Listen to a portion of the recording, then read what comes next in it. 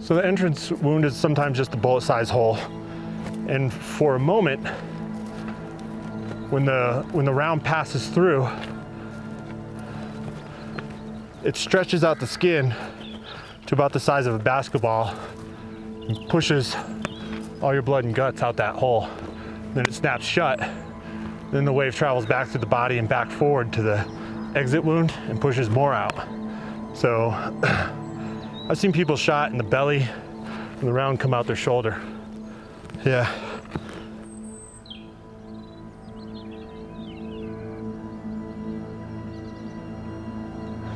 In the real world, everything's kind of gray.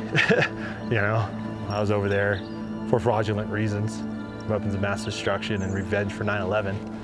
Can't say really in that situation I was the good guy. Did I make a mistake on individual missions? Yeah, I've killed innocent people. After one casualty, a man was changing his car tire, and I thought he was planting an IED. I took his life. When you get a kill, the snipers don't really do anything. We just sit there and watch. And eventually the scout unit came up and checked the scene and checked him out and realized that he was just changing the car tire. Yeah, it's fucked up. You just have to make judgment calls, you know, as it happens. And don't always make the right call, you know. You're trying to protect your friends. So everybody interprets these firefights differently and sees it differently. So I guess you come home and you feel it differently too. But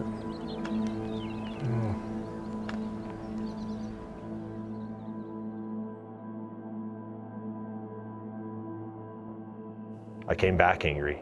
I came back from the war very angry. And for a long time, I couldn't accept any joy in my life. I was so bitter, and I thought that the atrocities that I committed were so bad that I didn't deserve happiness.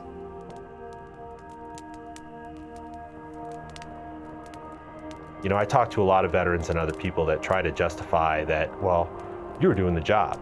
You were just following orders, you had a mission to do, you were part of this something larger than yourself thing. And you know, I don't hear a lot of leniencies given to Nazi soldiers in World War II that were just following orders. We seem to demonize them, but we can offhandedly excuse any of our atrocities that we make because we're individual soldiers in the US military.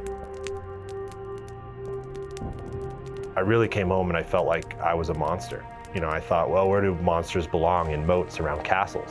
And I didn't have any moats. So I was like, I will go out into the middle of the woods and I'll be a little wood monster and not come back.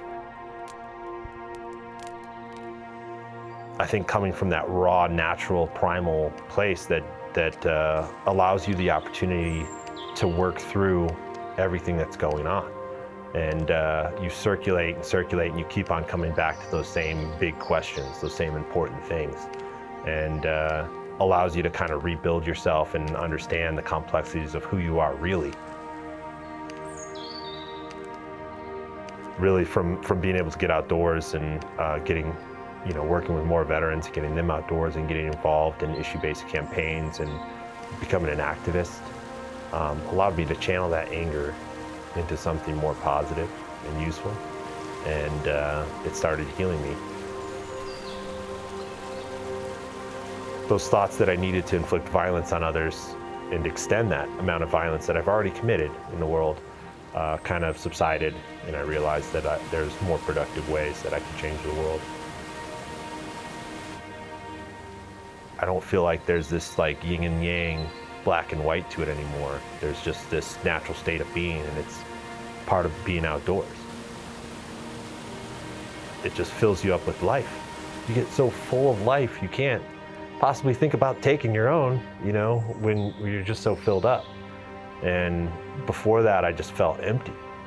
I felt like this blackness in me that, you know, was just sipping out every piece of energy and every piece of joy.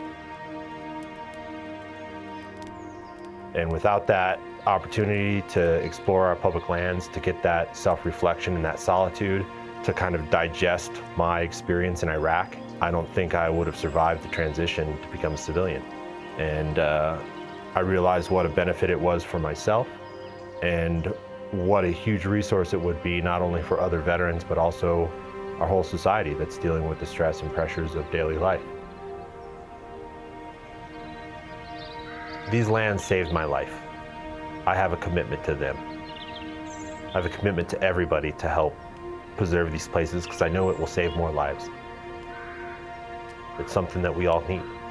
It's right to have these areas of public space that we can all enjoy. Just as I instinctually knew that being in Iraq wasn't right, I know instinctually that protecting these outdoor areas and saving these pieces of land,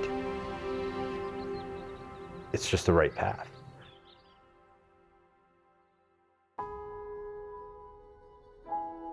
We're battling this ideology over what is freedom, what is democracy. Is it our right as individuals to own any piece of land and to exploit it and extract every natural resource we can out of it as an American? That's the American dream. Or is it this idea that they're the lands of the free and the public lands?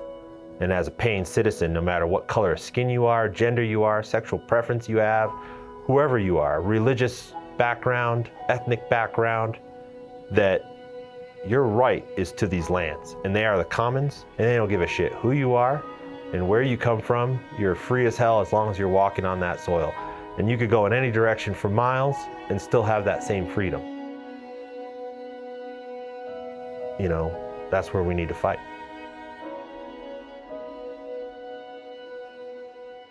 Forgot who said it, but yeah, there's people destroying the earth and they all have names and addresses.